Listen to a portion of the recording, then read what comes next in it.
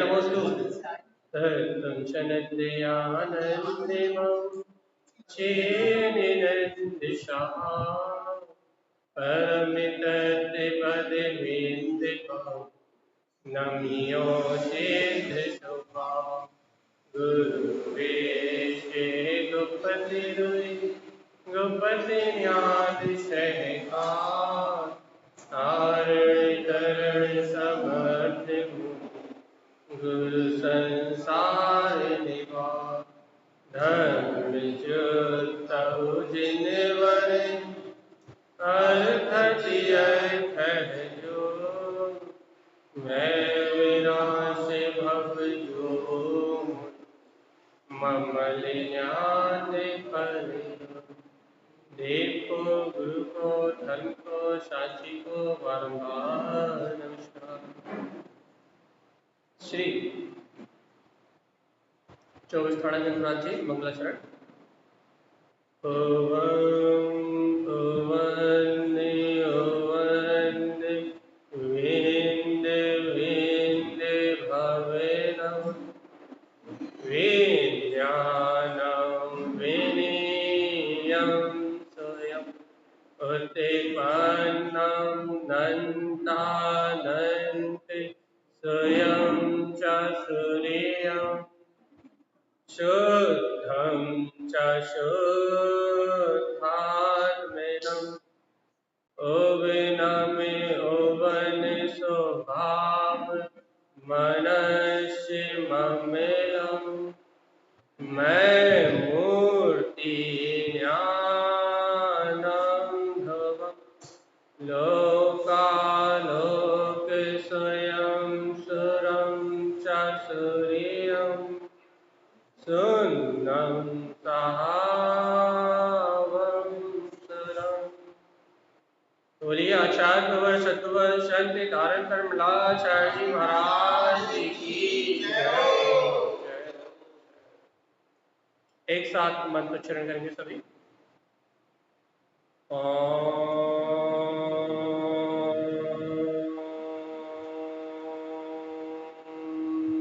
नमः ओवं सिद्धे नमो नमः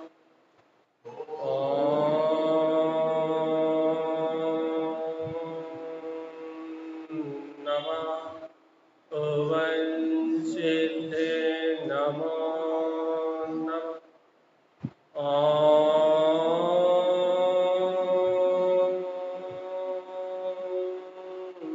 नमः ओवं सिद्धे नमो नमः।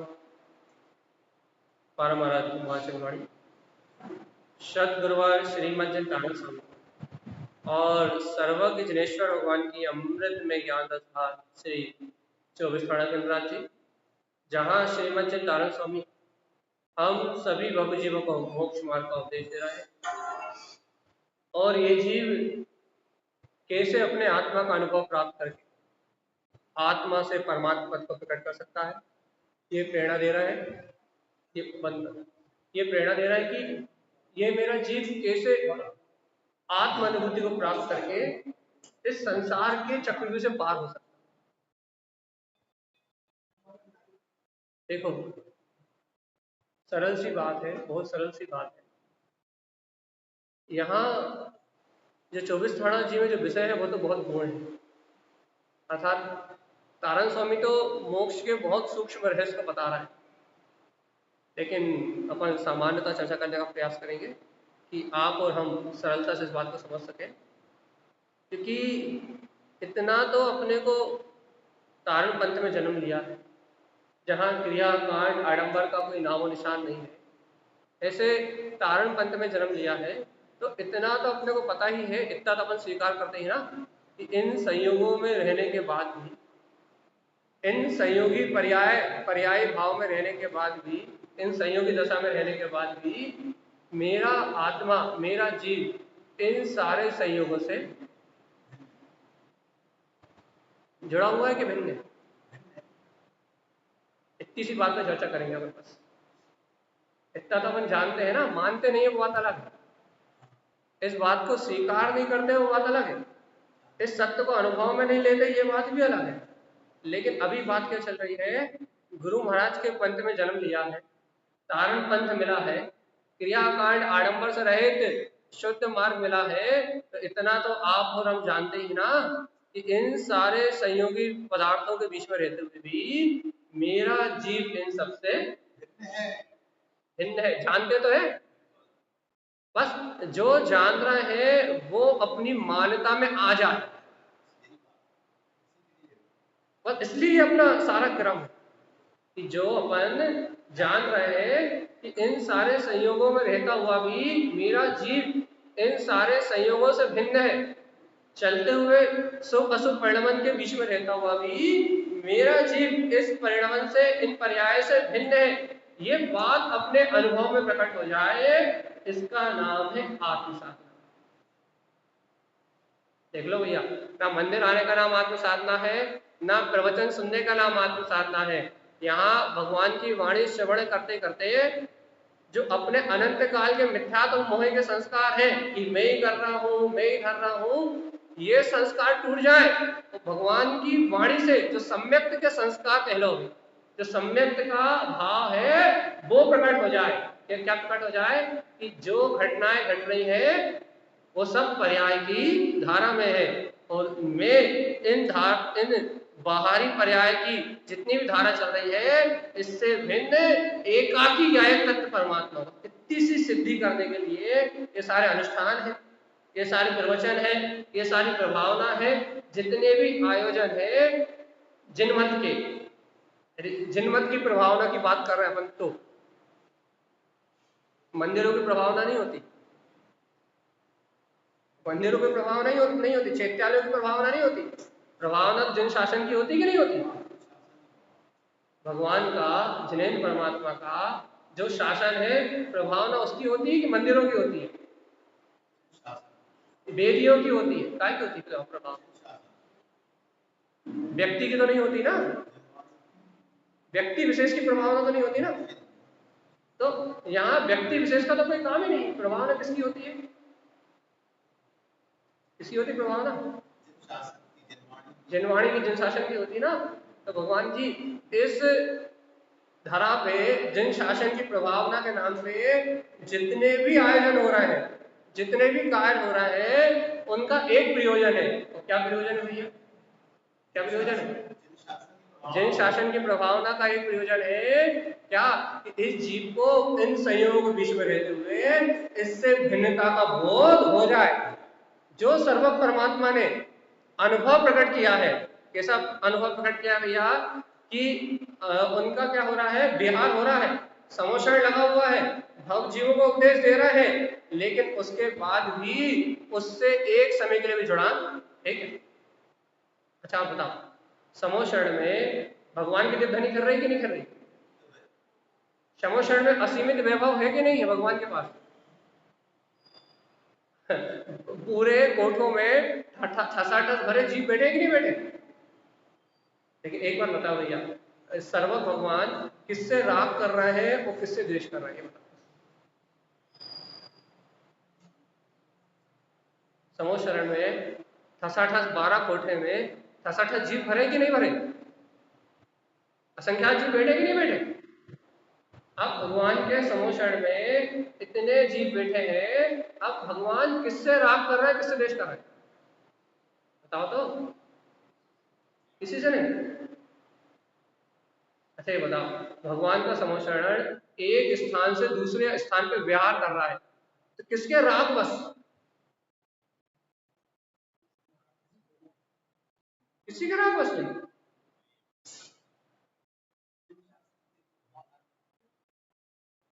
आप तो ये बताओ, भगवान का शासन विप्राचल पर्वत से उठ के अब दूसरी नगरी में जाए, कुंडलपुर नगरी में जाए, वहां से उठ के वहां जाए विप्राचल पर्वत से उठ के, तो भगवान का समोषण किसके राग बस उठ के जा रही है? बताओ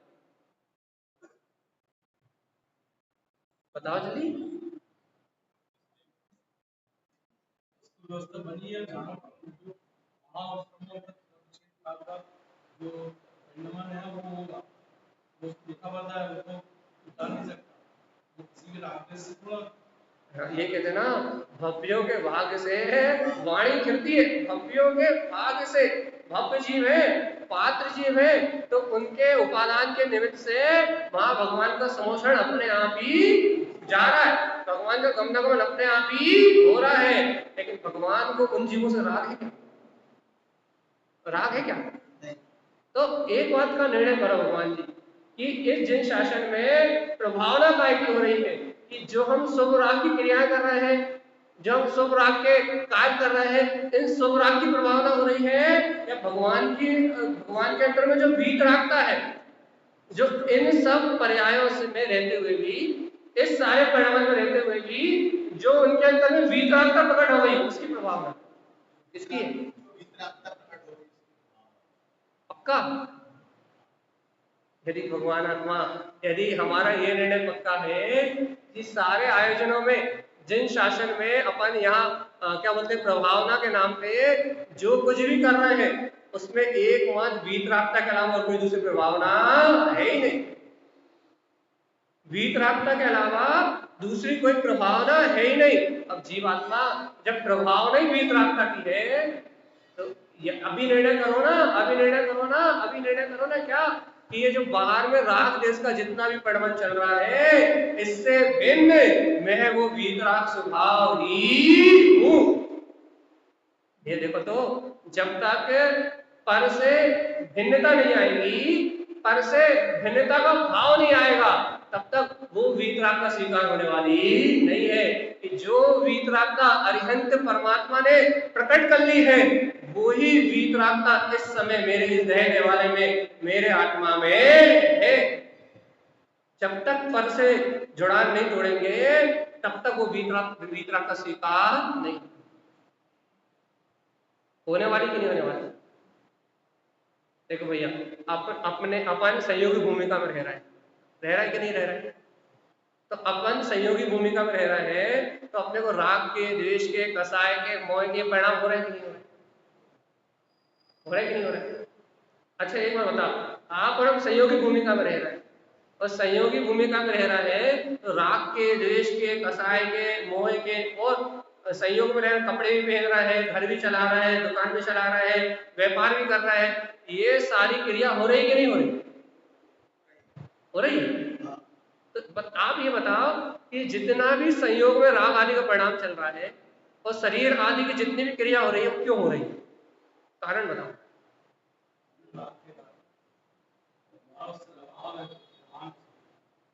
एक एक एक पक्ष से जवाब, व्यवहार से जवाब, निश्चय से जवाब दो।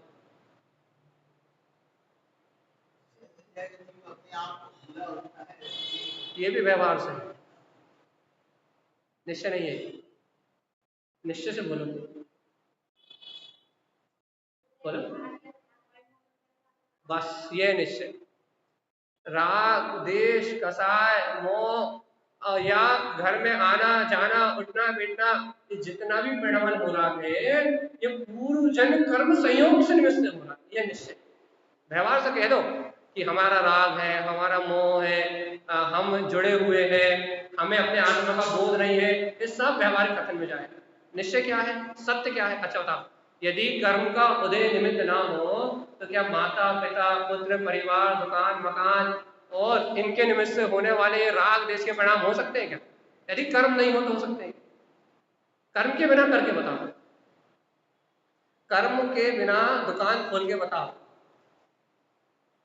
माता पिता यदि कर्म रूप संयोग में ना हो तो उनसे राग देश की भावना करके बता, कर्म के बिना हो सकते हैं? जवाब दो ना। कर्म के बिना क्या परिणाम हो सकता है? नहीं हो सकता। कर्म के बिना हो सकता है कि नहीं?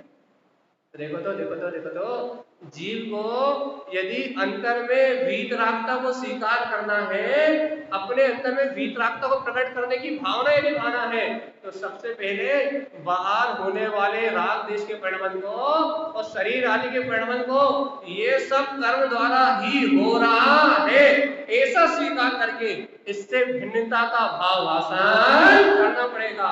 जब तक ऐसा स्वीकार नहीं करेगा, तब तक इस परिणाम से जुड़ान टूट सकता है क्या? देखो, जब तक दृढ़ निश्चय नहीं होगा, तब तक परिणाम से छूट पाओगे? अच्छा ये बताओ, परिणाम रोकेगा क्या? रोक सकते हैं क्या?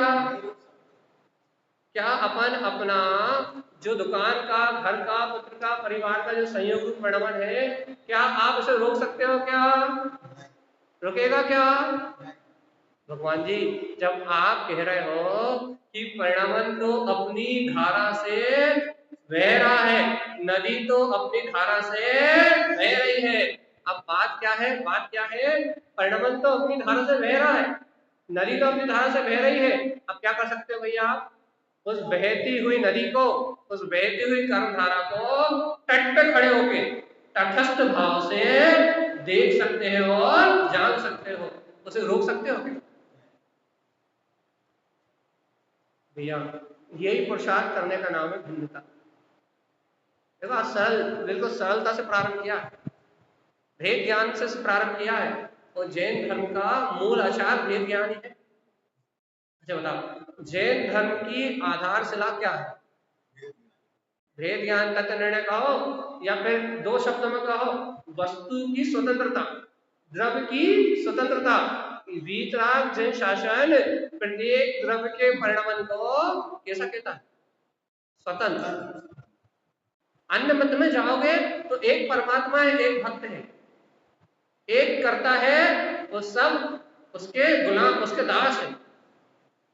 यदि अन्य अन्य मत में जाओगे तो पर अवलंबन है कि नहीं? जैन जैन धर्म में भी आज के टाइम पूजा पाठ, क्रियाकांड, आडंबर का बोलबाला इतना बढ़ गया है कि वहां भी परमात्मा को कर्ता बना दिया कि परमात्मा देता है, परमात्मा सुखों को देता है, परमात्मा हमें बाहर की लौकिक कामनाओं को पूरा करता है, परमात्मा से हमें बाहर की वस्तुएं प्राप्त होती है। तो ये तो पर अवलंबन का मार्ग हो गया ना, ये तो पर के आश्रित मार्ग हो गया ना। और ये जो वीतराग जैन शासन है, ये जो जैन धर्म है, ये परअवलंबन का मार्ग नहीं है, ये द्रव्य की स्वतंत्रता का मार्ग है। और तारण स्वामी जैसे संत तो कह गए, तू स्वयं भगवान है। इतनी सी बात का गुरुदेव की, इतनी सी बात का श्रद्धान, गुरुदेव की इतनी सी बात का विश्वास हमारे अंतर में नहीं बैठा कि तारण तारण स्वामी स्वयं बोल गए कि तू स्वयं भगवान है, कि मेरे अंतर में वो भगवत सत्ता विराजमान है। लेकिन आज भी मैं भिखारी बन के मंदिरों में, मस्जिदों में, जनालों में, तीर्थों में उन पर उस भगवान को ढूंढ रहा हूं। तारण स्वामी की बात का श्रद्धान मुझे नहीं हो पाया, हुआ कि नहीं? गुरुदेव की बात का विश्वास चित्त में नहीं आया, वो कहेगा तू स्वयं भगवान है।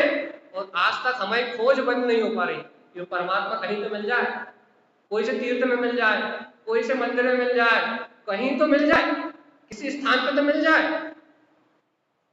और भैया वो खोज बंद नहीं हो रही, उस परमात्मा को पर में खोज रहे हैं, तो पर में मिल नहीं रहा, तो वो खोज बंद नहीं हो रही, वो खोज बंद नहीं हो रही, भटकाव है भैया।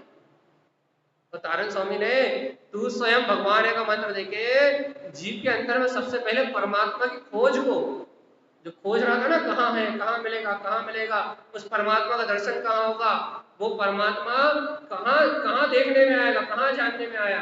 तारण स्वामी ने तू स्वयं भगवान है का मूल मंत्र देके जीवों की चेतना को हिला दिया, जगा दिया। कह रहे हम तो मंदिरों में ढूंढ रहे थे, हम तो तीर्थों में ढूंढ रहे थे, हम तो उस परमात्मा को ना जाने कहां कहां खोज रहे थे। लेकिन तारण स्वामी ने जैसे कहा तू स्वयं भगवान है, तो जीवों की अंतर चेतना एकदम जागृत हो गई, एकदम अंतर से बोध जाग गया। अरे हम तो मंदिरों में जा रहे थे, हम तो तीर्थों में जा रहे थे, ये क्या हुआ कि तू स्वयं भगवान है। मुझे परमात्मा कहने वाला कौन हो गया? भगवान महावीर को भगवान कहना सरल है कि नहीं? आप और हम रोज कहते हैं, लेकिन मेरे अंदर में स्वयं वो शाश्वत सिद्ध स्वभाव है, ऐसा कहना, ऐसा कहना, मेरे अंदर में वो ध्रुव शाश्वत स्वभाव है, ऐसा कहना कितना कठिन है ना? क्यों कठिन है? हाँ अरे एक तो उस गायक स्वभाव की स्वीकारता नहीं है, उस चैतन्य स्वभाव की अंतर में स्वीकारता नहीं है, और सबसे बड़ी बात ये भैया कि हमारी पर्याय दृष्टि है। हमें पर्याय में परमात्मा दिखा दो, परमात्मा का चित्र बोर्ड पे बना दो, तो हम उस बोर्ड पे परमात्मा का चित्र देख के नमस्कार कर सकते हैं, जबकि परमात्मा का कोई चित्र नहीं है, सिद्ध परमात्मा अरूपी है। बोर्ड पे एक स्केच बना दो, उसके नीचे परमात्मा लिख दो, तब उस बोर्ड पे बने स्केच को परमात्मा मान के नमस्कार कर सकते हैं। लेकिन यदि ये कहो कि हे जीवात्मा, तुम्हारे देह देवालय में तुम्हारा परमात्मा निवास कर रहा है, देह देवाली देवम च, एक बार अपने हृदय में उस तत्व को नमस्कार करो, तो नमस्कार कर सकते हो। चलिए बताओ, अब पहले बोर्ड पे ड्राइंग बना दे रहे हो, चित्र बना दे रहा है, उसके नीचे लिख देंगे भगवान महावीर स्वामी या भगवान आदिनाथ जी या भगवान ऋषभ देव जी, नमस्कार करोगे कि नहीं करोगे? यदि हम वो सामने बोर्ड पे स्केच पेन से एक चित्र ड्राइंग कर देंगे, उसके नीचे लिख देंगे श्री महावीराय नमः, नमस्कार करोगे कि नहीं? नहीं करोगे। घर में जो फोटो टंगी है भगवान की, उन पर अगरबत्ती माला चित्र कर रहा है कि नहीं कर रहा है? कैलेंडर और वो यहाँ पे फोटो, वहां पे फोटो, ये फोटो, वो फोटो, उन्हें घर में नमस्कार कर रहे हैं कि नहीं? नहीं कर रहे। पक्का? हाँ, अच्छा आपके घर नहीं है, वो बात अलग है। लेकिन भैया आज के टाइम तो परमात्मा का चित्र बना दो, तो वहां भक्ति का भाव आ जाएगा, वहां नमस्कार करने का भाव आ जाएगा, वहां वंदना हो जाएगी, वहां पूजा हो जाएगी। लेकिन यदि जीव से ये कहो कि तेरे अंतर में स्वयं तेरा शाश्वत सिद्ध स्वभाव विराजमान है, नित्य चेतना, वो गायक तत्व इस समय तेरे अंतर में है, एक बार क्या कहते हैं, नमस्कारम शाश्वतम ध्रुवम, मैं अपने शाश्वत ध्रुव सत्ता को नमस्कार करता हूं, ऐसी भावना तो कर, इस परमात्मा को नमस्कार करने के लिए इसकी भक्ति तो कर। यहां भावना नहीं आएगी। क्यों क्यों क्यों? बाहर से आंखों से दिखने वाला परमात्मा, पर्याय रूप परमात्मा तो स्वीकार होता है, लेकिन निज देह देवालय बसा हुआ जो गायक तत्व भगवान आत्मा है, अनंत काल से वो परमात्मा जी को स्वीकार ही नहीं हुआ। इस कारण से भैया आज भी भटक रहे हैं, और अनंत काल से भटक रहे थे, अब आगे क्या विचार? अनंत काल तक फिर देखो भैया, भैया आत्मा की बात समझ में नहीं आती। अच्छा बताओ, आत्मा की बात समझ में क्यों नहीं आती? आत्मा की चर्चा में थोड़ी कठिन लगती है। बताओ तो आत्मा की चर्चा कठिन क्यों लगती है? क्या कठिनाई है?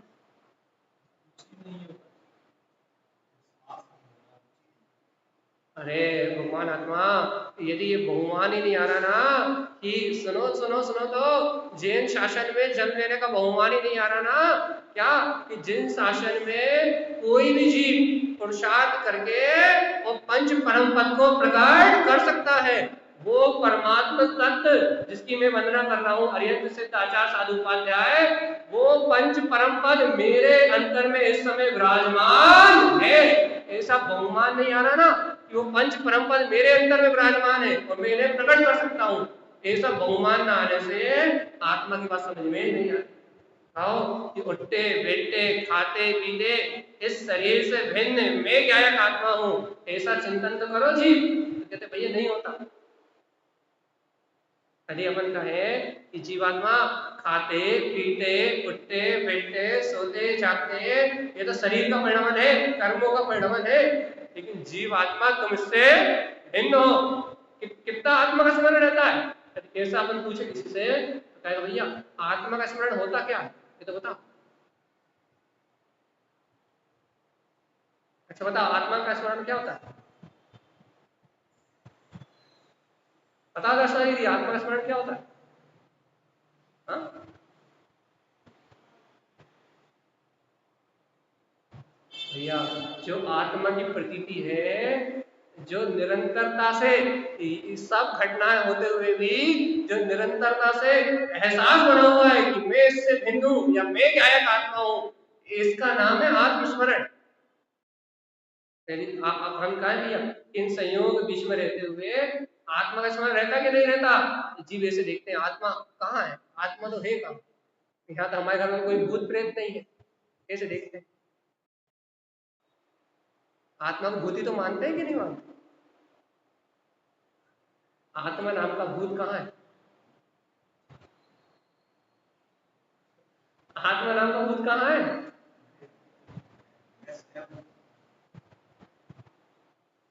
भगवान नहीं आ रहा है। जब तुम्हारा में मतलब कुछ भगवान है, इस पे भगवान नहीं आ रहा। मैं जब भगवान सतगुरु बोल रहा है ये जो कोई परमात्मा उस समय भगवान है, उसको भगवान नहीं आ रहा। जी उस शब्द का अर्थ नहीं जानता ना कि तू स्वयं भगवान है, का मतलब है कि अरिहंत सिद्ध आचार्य साधु उपाध्याय पांचों के पांचों परम पद इस समय तेरे अंतर में। जीव उसका चिंतन नहीं कर रहा ना कि तू स्वयं भगवान है, सबका का अर्थ है। इसका मतलब तारा समय थोड़ी कह रहा है कि तू स्वयं भगवान है का मतलब क्या कि तू अभी खाता पीता चलता फिरता परमात्मा, ये थोड़ी कह रहा है। अरे तेरे अंदर में जो शक्ति है, जो आत्मा है, जो चेतना है, उसमें अरिहंत पद भी छुपा हुआ है, सिद्ध पद भी छुपा हुआ है, आचार्य पद भी छुपा हुआ है, साधु पद भी छुपा हुआ है। इस समय तेरी आत्मा में पांचों पद इसी क्षण विराजमान है। तू स्वयं भगवान है, ऐसा कह के तारण स्वामी ने पांचों पद मेरे अंदर मेरी चेतना में गर्वित है, इस बात का उद्घोष कर दिया। और जब जीवों ने इस बात को सुना कि पांचों पद मेरी अंतर चेतना में गर्भित है, अरिहंत सिद्ध आचार्य साधु उपाध्याय, जब जीवों ने सुना कि ये पांचों पद मेरी अंतर चेतना में गर्भित है, तो जो लोग भगवान की पूजा के नाम पे भटका रहे थे, क्रियाकांड के नाम पे भटका रहे थे, जो लोग भगवान को मंदिरों में बता रहे थे, मंदिरों में पूजा अभिषेक में धर्म बता रहे थे, जीवों के अंदर से क्या हुआ? जैसे जीवों ने सुना कि वो पंच परम पद मेरे अंदर में है, तो जीवों के अंदर से बहुत सारी अज्ञान मानता टूट गई, वो अज्ञान भ्रांति अलग हो गई। जीवों के अंदर में वो अज्ञान भ्रांति टूटी, वो अज्ञान मानना टूटी, तो सबने सहज ही तारण स्वामी को स्वीकार कर लिया। क्या क्यों स्वीकार कर लिया? कि उन्हें पता लग गया कि जैन धर्म स्वयं परमात्मा पद को प्रकट करने के लिए है, किसी परमात्मा की भक्ति करने के लिए नहीं। जहां ये बोध हुआ कि ये अरिहंत सिद्ध आचार्य साधु उपाध्याय पांचों मेरी अंदर आत्मा में पद है, वहां जीव की चेतना जाग गई, वहां जीव को अंतर तत्व का बोध जाग गया। तो जीव ने अपने तारण स्वामी के शरण में आके अपनी आत्म साधना का मार्ग अपना लिया, और अपने को वो पांच पद बाहर दिखाई दे रहे हैं, क्रियाओं में दिखाई दे रहे हैं, बाहर में प्रपंचों में पांच पद दिखाई दे रहे हैं, इसलिए अपने को वो आत्मानुभूति का मार्ग प्रकार नहीं होता। तारण स्वामी ने अंदर दिखाया और अपन ढूंढ रहे बाहर। तारण स्वामी ने शुद्धता से बताया और अपन भैया बाहर की क्रियाओं को ही धर्म मान रहे हैं। बाहर में यदि कोई अच्छी क्रिया करता हुआ दिख जाए तो अपन धर्मात्मा मान लेते हैं। तो क्यों मानते हैं? कारण तो खोजो कि क्रियाओं में ही हमें धर्म क्यों प्रतीत हो रहा है।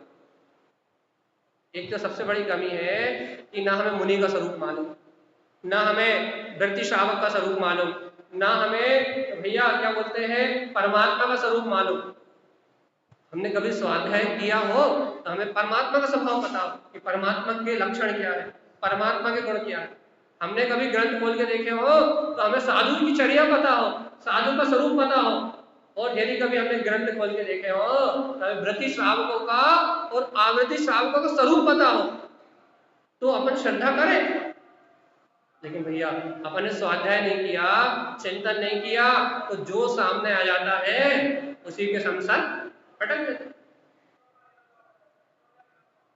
आप खुद विचार करो, आप खुद निर्णय करो। यदि हमने स्वाध्याय किया होता, यदि हमने जनवाणी को पढ़ा होता, यदि हम साधु के स्वरूप को जानते, यदि हम श्रावक के स्वरूप को जानते, यदि हम परमात्मा के स्वरूप को जानते, तो क्या हमारी श्रद्धा ढुलमुल होती? तो क्या हमारे जीवन में भटकाव होता? तो क्या हमें ये समझाना पड़ता कि शुद्ध मोक्ष का मार्ग क्या है, शुद्ध तारण पंथ क्या है, और बाकी जो संसार में क्रियाएं बाकी आपको जो दिखाई दे रही है वो क्या है? क्या ये अंतर आपको हमें बताना पड़ता? यदि हमने खुद तारण स्वामी के ग्रंथों को पढ़ा होता, यदि हमने खुद तारण स्वामी ग्रंथों को स्वाध्याय किया होता, तो क्या आज हमको इन बाहर के जो प्रपंच है और जो गुरुदेव की शुद्ध देशना है, क्या इसमें अंतर समझाना पड़ता क्या? अब अपने आप ही हमें भेद पता लगता है ना कि बाहर जो है वो क्या है, तो गुरुदेव का जो मार्ग है वो क्या है, अपने आप समझ में आता कि नहीं आता? लेकिन भैया अपन ने तारण पंथियों ने एक सबसे बड़ी भूल की है, क्या किया है कि तारण स्वामी के ग्रंथों को वेदी पे तो विराजमान किया, वेदी पे तो विराजमान किया, वेदी पे विराजमान करके उसका चंदन आरती प्रसाद तो किया, लेकिन तारण स्वामी ग्रंथों को खोल के पढ़ा नहीं, देखा नहीं, उनका स्वाध्याय नहीं किया। यदि तारण स्वामी के ग्रंथों का स्वाध्याय किया होता तो जीवन में भटकाव, उदेव अदेव कुगुरु मिथ्या गुरु, इनके प्रति अपने भटकाव की भावना 3 काल में होने वाली नहीं थी, लेकिन इन ग्रंथों को खोल के देखा होता तब। जब इन ग्रंथों को स्वाध्याय किया होता तो हमारा जीव संसार में कहीं भटकने वाला नहीं। आज भटकन क्यों? आज भटकाव क्यों? आज अपने जीवन में भटकाव क्यों? आज अपने जीवन में अश्रद्धान की भावना क्यों? अच्छा देखो, एक बार बताओ, यदि हम आपसे पूछे कि तारण स्वामी के प्रति अश्रद्धा किस किसको है, हाथ उठा जाए, उठाओ जल्दी से हाथ। यदि ऐसा पूछे कि तारण स्वामी के प्रति अश्रद्धा किस किसको है, हाथ उठाओ। अश्रद्धा, अश्रद्धान, अविश्वास किस किसको है? किसी को नहीं है।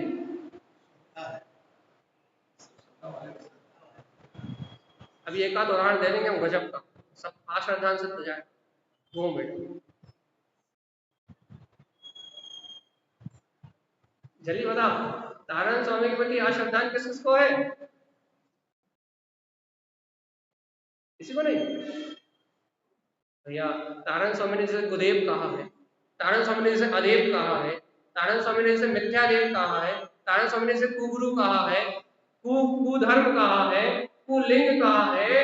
यदि हम उस कुलिंग की, कुगुरु की, अदेव की, कुदेव की, मिथ्यादेव की यदि इसकी हम वंदना कर रहे हैं तो हमारे मन में तारण स्वामी के प्रति अश्रद्धा नहीं तो क्या है? यदि हमारे मन में तारण स्वामी के प्रति अश्रद्धा नहीं तो क्या है?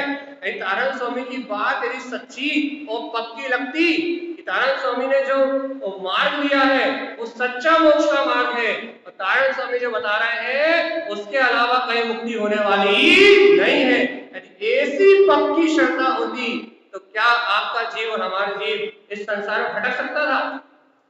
क्या इस भाव से सम्यक दर्शन ज्ञान की प्राप्ति करके क्या हमारा मुक्ति का मार्ग नहीं बनता? क्या तारण स्वामी के ग्रंथों में ऐसी कोई कमी है कि जिससे हमें सम्यक दर्शन ना हो पाए, या सम्यक ज्ञान ना हो पाए, या हम सम्यक चारित्र को प्राप्त ना कर पाए?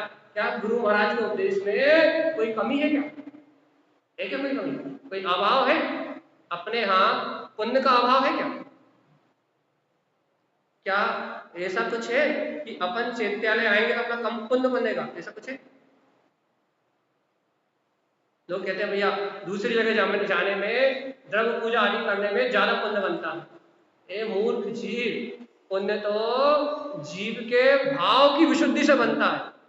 वे जिनवाणी का स्वाध्याय करते हैं, जिनवाणी की भक्ति करते हैं, जिनवाणी का बहुमान करते हैं, और यदि अपने जीवन में संयम और सदाचार है तो पुण्य तो भाव से बनता है। पुण्य क्रिया से, पुण्य कहां से होता है? भाव से की क्रिया से। यदि पैसे से ही पुण्य होता तो सारे करोड़पति कहां जाते हैं? सारे करोड़पति स्वर्ग जाते हैं। लेकिन बात तो इतनी है, जितने करोड़पति दान दे रहा है, जितने बड़े बड़े काम कर रहा है, उनकी नरक गति निश्चित। यदि पुण्य, यदि वास्तविकता में यदि धन द्रव्य से ही पुण्य होता तो अंबानी से ज्यादा ऊंचे स्वर्ग में और कोई जाने वाला है क्या? है कि नहीं?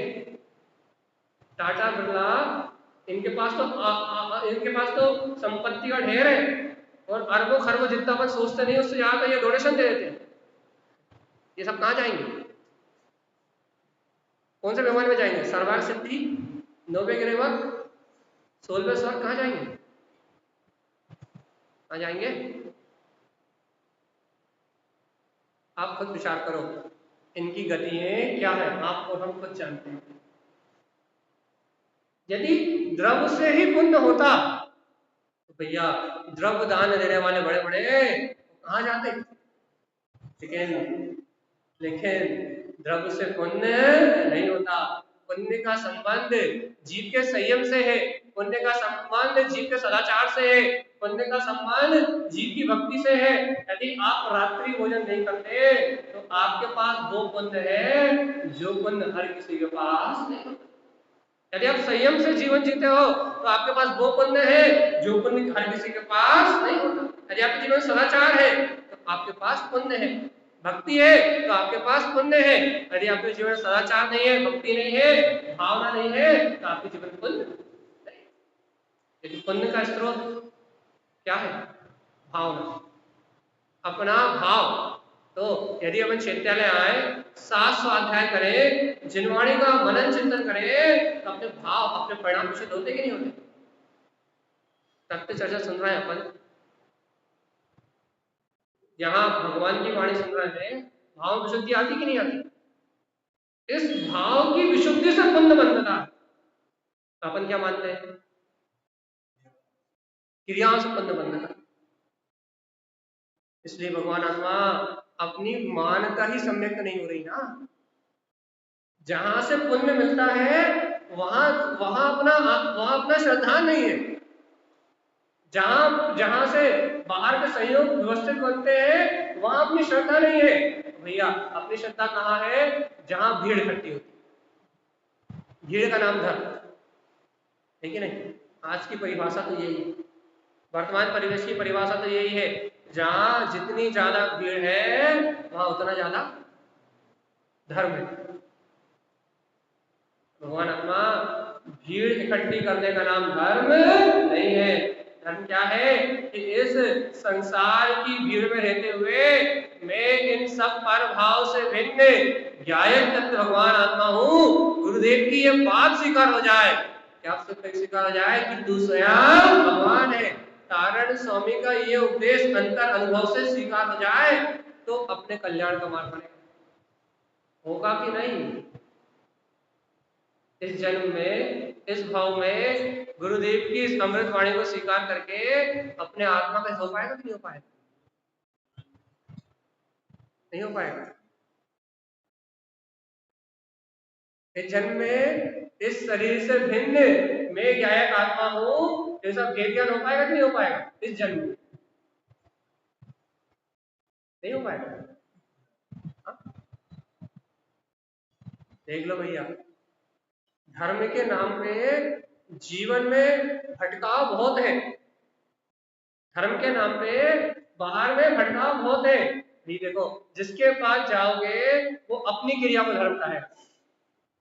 क्रिश्चियनों के पास चले जाओ तो वो क्या कहेंगे? बाइबल पढ़ने का नाम धर्म। आप गुरुद्वारे में चले जाओ तो क्या कहेंगे? क्या कहेंगे? गुरु नानक साहब का जो उनका ग्रंथ है उसे पढ़ने का नाम धर्म। मुसलमानों में चले जाओ क्या कहेंगे? कुरान पढ़ने का नाम धर्म। सनातन में चले जाओ क्या कहेंगे? भगवत गीता, रामायण पढ़ने का नाम धर्म। जहां जाओगे अपनी अपनी धर्म की व्याख्या सब जगह अलग अलग है कि नहीं? धर्म की व्याख्या सब जगह अलग अलग है कि नहीं? जिसके पास जाओगे उसका अपना मत है भैया। जिस जगह जाओगे उसका अपना मत है। इसलिए भगवान आत्मा इन अनेक प्रकार के मतों को छोड़ के यदि अपने को जिनेंद्र भगवान का मंत्र स्वीकार हो जाए, यहाँ गुरुदेव की वाणी स्वीकार हो जाए, जीवात्मा धर्म और कहीं नहीं, चेतना लक्षणों, जो तुम्हारा ज्ञायक तत्व आत्मा है, चेतन लक्षण में आत्मा है, इसको अनुभव करने का नाम ही धर्म है। चाहे घर में रहो, चाहे दुकान पे रहो, चाहे किन्हीं भी संयोगों के बीच में रहो, आप कहीं भी किसी भी परिस्थिति में रहो, यदि आपको अपने आत्मा का स्मरण है कि मैं शरीर से भिन्न हूं, बाहर की होने वाली क्रियाओं से भिन्न हूं, तो जो कुछ चल रहा है वो कर्मदेह से है, मैं जीवात्मा इससे भिन्न हूं, यदि आपको और हमें इतना स्मरण है तो इसका नाम धर्म। और इसके अलावा हंस रहे हो, बोल रहे हो, मंदिर आ रहे हो, खा रहे हो, पी रहे हो, आप या हम जो कुछ भी कर रहे हैं वो सब कर्म है। मंदिर आना भी कर्म है, शुभ कर्म है। दुकान जाना अशुभ कर्म है, मंदिर आना शुभ कर्म है। और जब तक कर्म है तब तक संसार है कि नहीं? दुकान जाने रूप पाप कर्म से अपने को क्या होगा? नरक आदि दुर्गतियों में, प्रियंश आदि दुर्गति में जाना पड़ेगा। मंदिर आने रूप शुभ कर्म से क्या होगा? स्वर्ग आदि की प्राप्ति होगी, दोबारा मनुष्य भाव आदि की प्राप्ति होगी। तो दुकान में, घर के कार्य रूप में, पाप परिग्रह में जो कर्म कर रहे हैं उससे दुर्गतियों का निवास है। तो मंदिर आदि आके पूजा पाठ आदि करके जो कर्म कर रहे हैं उससे स्वर्ग आदि अच्छी गतियों का निवास है। लेकिन भगवान जी, रहना तो संसार में पड़ेगा ना। अच्छे कर्म करोगे तो भी संसार में रहना पड़ेगा, और बुरे कर्म करोगे तो भी संसार में रहना पड़ेगा। बस अच्छे करोगे तो एक भाव स्वर्गों में रहोगे, तो बुरे करोगे तो नरकों में रहोगे। बस इतना ही होगा ना। एक मोक्ष, मुक्ति, सुख, उसकी बात तो करो। अच्छे करेंगे तो स्वर्ग, और बुरे करेंगे तो नरक। इससे अलग बात करो, कुछ स्वर्ग और नरक से हटके बात करो। उसके लिए कहाँ जाना? ये भी संकट काल में अकाल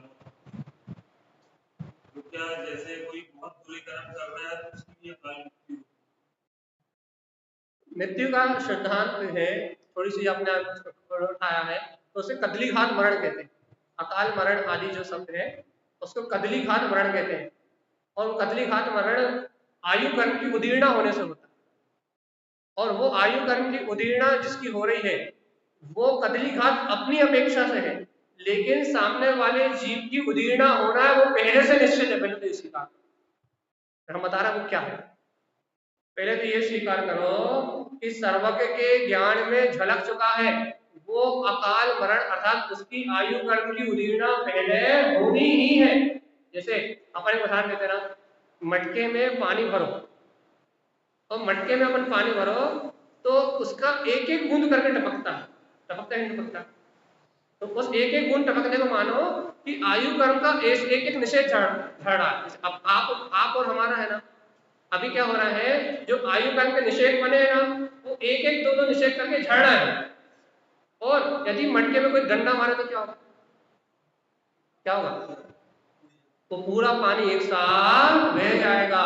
ऐसे भगवान जी, जिसकी आयु कर्म की उदीर्णा हो जाती, जहर खाने से, फांसी लगाने से, एक्सीडेंट होने से, किसी रोग आदि के निमित्त से, यदि किसी जीव का कतली घात मरण होता है, कतली घात अर्थात आयु कर्म की उदीर्णा, कतली घात मतलब आयु कर्म की उदीर्णा, उसकी आयु कर्म की उदीर्णा होती है और उसके जो आयु कर्म के निषेध है वो एक साथ गिर जाते हैं और वो अगली गति में चला। लेकिन ये उदीर्णा होना भी उसी के अपने परिणामों का फल है, पूर्व निश्चित उसकी व्यवस्था है। ये किसी के करने या कराने से नहीं होता। यदि मैं चाहूं मेरे आयु कर्म की उदीर्णा हो जाए तो होने वाली, सब कर्म आदि व्यवस्था है। मान लो मैं जहर खा लूं, मान लो मैं जहर खा लूं और मैं समझूं कि मेरी आयु कर्म की उदीर्णा आज हो जाए, भैया आप हॉस्पिटल ले जाके मुझे बचा सकते हो कि नहीं? बता सकते हो। तो वो जिसका होना है उसी का होता है। इसलिए अपन वहां कर्ता बुद्धि ना लगाएं कि मेरे करने से या किसी करने से, क्योंकि भैया सबके कर्म कैसे हैं? सबके अपने अपने कर्म व्यवस्थित है कि नहीं है?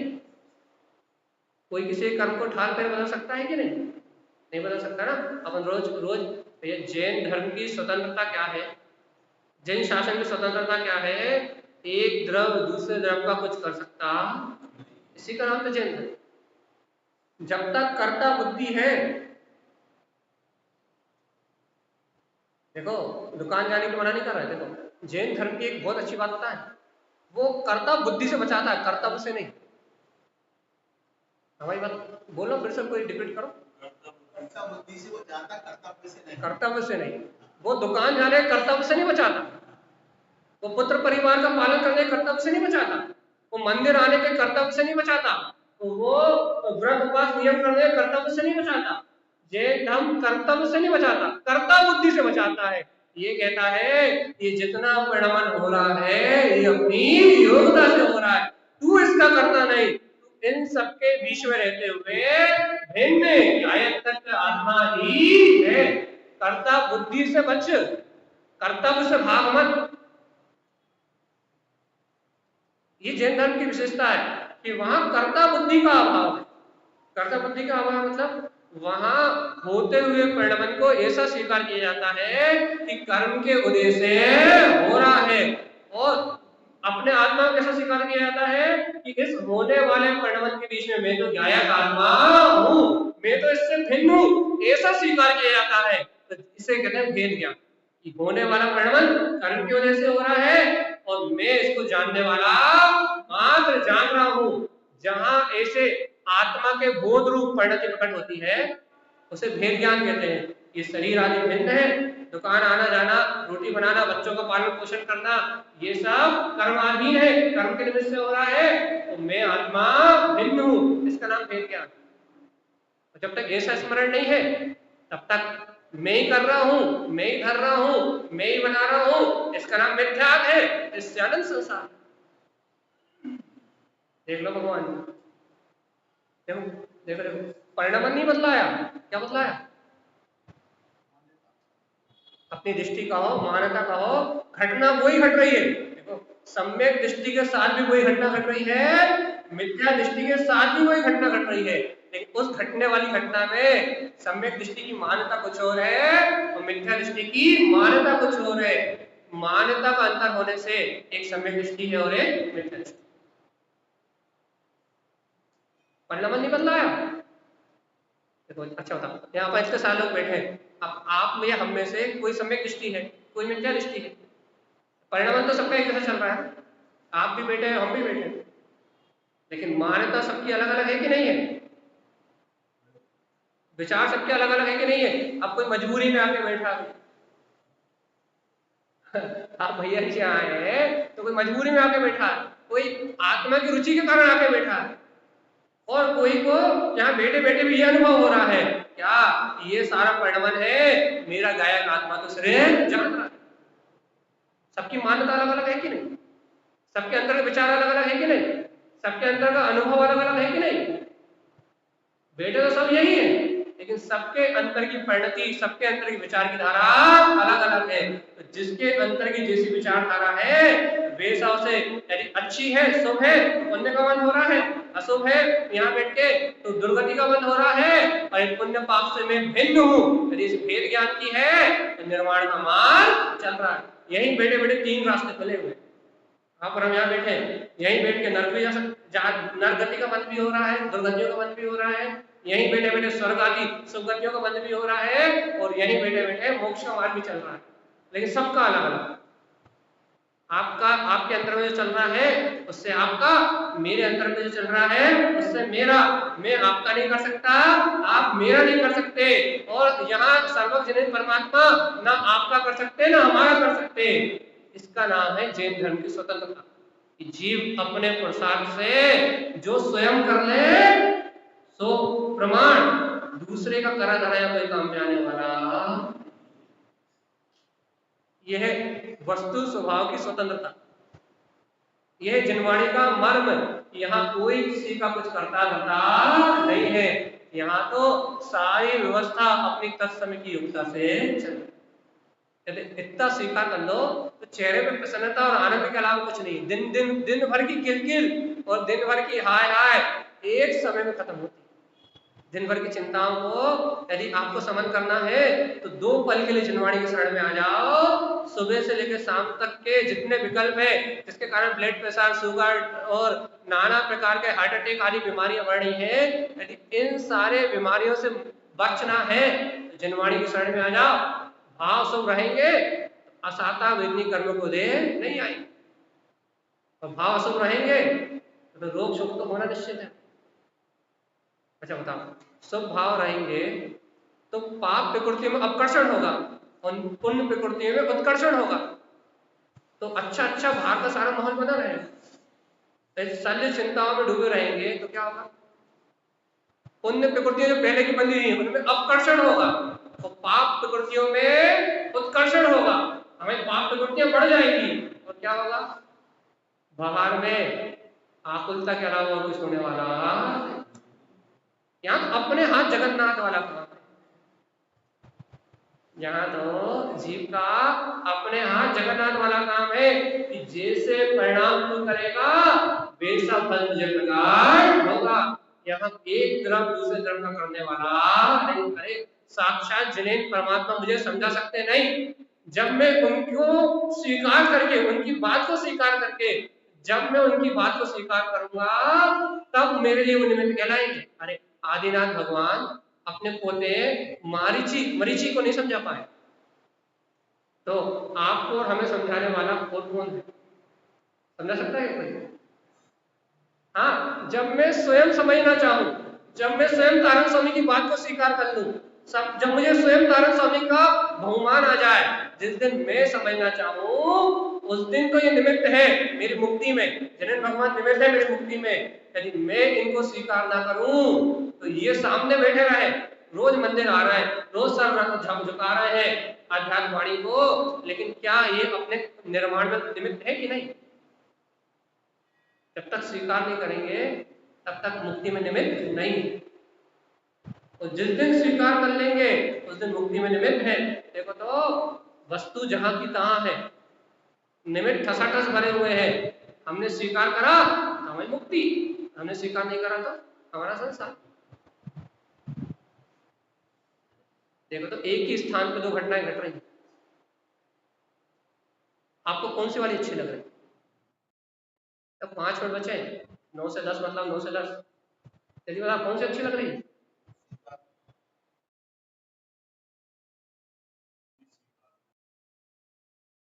एक ही स्थान पे 2 घटनाएं घट रही हैं। देखो एक ही स्थान पे मैं बोल रहा हूँ क्यों बोल रहा हूँ, और एक ही स्थान पे मेरा आत्मा सिर्फ जान रहा है। एक ही स्थान पे 2 घटनाएं घट रही हैं, कौन सी सही लग रही है? अच्छा हम आपसे एक ही स्थान पे यहाँ बैठ के आप सुन रहे हो और एक ही स्थान पे वही आपका गायक तत्व जो आपका अंदर जीव आत्मा है वो जान रहा है। कौन सी घटना सही लग रही? सुनने वाली है जानने वाली? सही बोलो।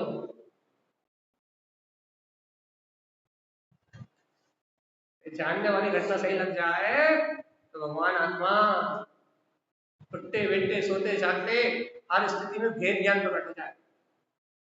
क्योंकि जानने वाला तो हर समय जानता है, सोते में भी जानता है। उसकी प्रतीति रहने लगेगी कि वो तो अविनाशी है, शाश्वत है। नरक में चले जाओ चाहे स्वर्ग में चले जाओ चाहे मनुष्य गति में आ जाओ, उस शाश्वत सत्ता में 3 काल में अंतर आता नहीं है। वो तो ध्रुव है, आज भी था कल भी था और अनादि तक रहेगा। तो जानने वाला तो अभी भी जान रहा है और वो सुनने वाले से बहुत भिन्न है। सुनने वाला अलग है, वो जानने वाला अलग है। ये बोलने वाला अलग है और वो जानने वाला अलग है। जिस दिन उस जानने वाले को जानने लगेंगे उस दिन अंतर में आनंद की धारा, ऐसा लगेगा जैसे दिन रात प्रसन्नता बनी रहती है। कोई कुछ भी बोलता है तो दुख होता ही नहीं है, चिंता होती नहीं है। क्यों? क्योंकि उस आत्मा को इन बाहर की वस्तुओं से कोई लेना देना नहीं, उसको कुछ लेना देना नहीं। चाहे तुम खाओ तो लेना देना नहीं, चाहे तुम पियो तो लेना देना नहीं, चाहे तुम नहाओ तो लेना देना नहीं, चाहे तुम मंदिर आओ तो उसे लेना देना नहीं, चाहे तुम दुकान जाओ तो उसे लेना देना नहीं। क्यों? क्योंकि उसका काम क्या है? सिर्फ जानना। वो इन बाहर की अवस्थाओं से भिन्न है, इसलिए वो आत्मा। और यदि वो इनसे जुड़ जाता तो फिर वो परमात्मा होता क्या? जो कितना सरल है। ना खाना छोड़ना, ना पीना छोड़ना, ना दुकान छोड़ना, ना परिवार छोड़ना, इन सब के बीच में रहते हुए ये सब मेरे हैं ऐसी मान्यता छोड़ के मैं गायक तत्व भगवान आत्मा ही, इतनी सी बात स्वीकार हो जाए तो ना जन्म है, ना मरण है, ना दुख है, ना आकुलता है, एकमात्र अपने गायक तत्व की अंतर प्रसन्नता है।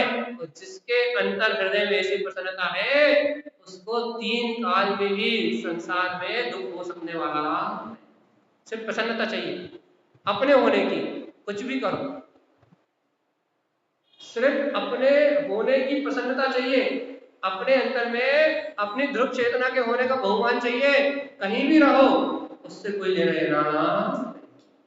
इस भूमिका में आवृत्ति की भूमिका, साधु हो जाओगे तब बात अलग हो जाएगी, व्रतिशालक हो जाओगे तब भूमिका बदल जाएगी, लेकिन अभी आवृत्ति की भूमिका में घर में रहते हुए, दुकान में रहते हुए, परिवार में रहते हुए, इन संयोगों में रहते हुए, इन सबके बीच में रहते हुए इनमें भिन्न रहने का नाम ही साधना।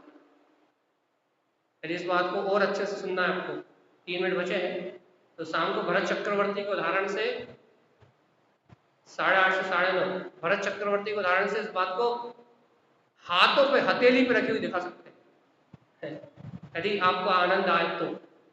क्या कि वास्तव में सिर्फ इन संयोगों के बीच में भिन्न रहने का नाम ही पुरुषार्थ, यदि भिन्न रहने का नाम पुरुषार्थ नहीं होता तो अंतर मुहूर्त में कपड़े उतारते ही भरत चक्रवर्ती को केवल ज्ञान नहीं हो सकता, ना व्रती बने, ना आहारचर्या के लिए गए, कुछ नहीं करा, ना कोई ध्यान करने बैठे, ना कोई आहार किया, ना कोई व्यायाम किया, कुछ नहीं किया, यहाँ दिगंबर भेद धारण किया, यहाँ कपड़े उतारे और वहां अंतर मुहूर्त में केवल ज्ञान। पुरुषार्थ कहाँ किया?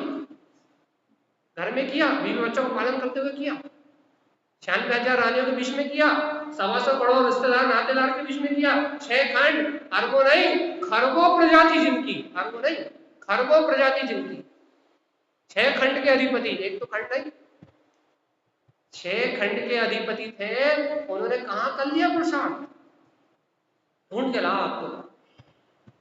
तो 6 खंड के अधिपति ने कौन सी गुफा में बैठ के पुरुषार्थ किया, आप ही बताओ। इन संयोगों के बीच में रह के किया ना। और जब वो कर सकते हैं तो हम नहीं कर सकते।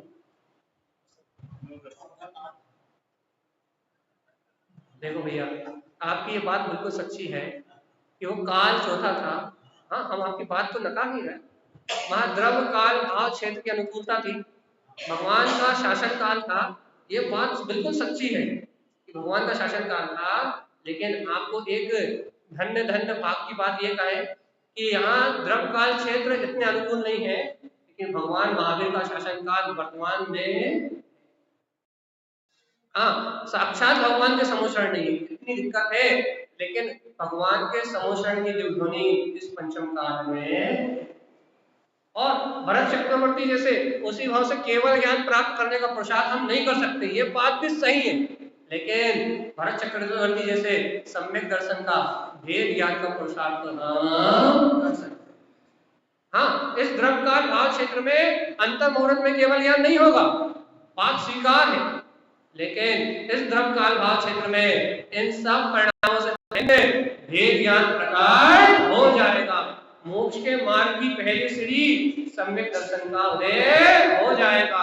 और सम्यक दर्शन एक बार उदय हो गया तो फिर तुम उससे विपरीत भी चलो तो वो तुम्हें निर्वाण ले जाए बिना छोड़ने वाला नहीं है।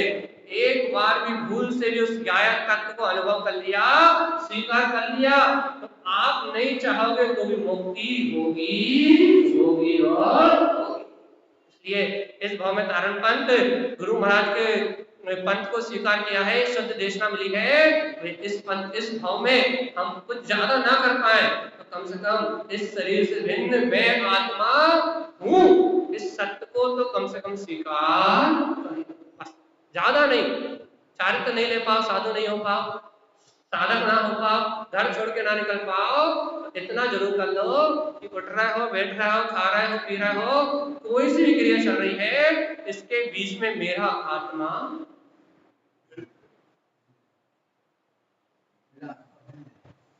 इन सब संयोगों से भिन्न। आखिरी बात है लास्ट, तारण स्वामी ने ये कहा है कि तू स्वयं भगवान का मतलब अरिहंत, सिद्ध, आचार्य, साधु, उपाध्याय, ये पांचों पद किसी समय तेरी चेतना में गर्भे है। जो पुरुषार्थ करेगा उसे प्राप्त हो जाएंगे, और जो पुरुषार्थ नहीं करेगा वो 84 लाख योनियों में भटकता रहेगा।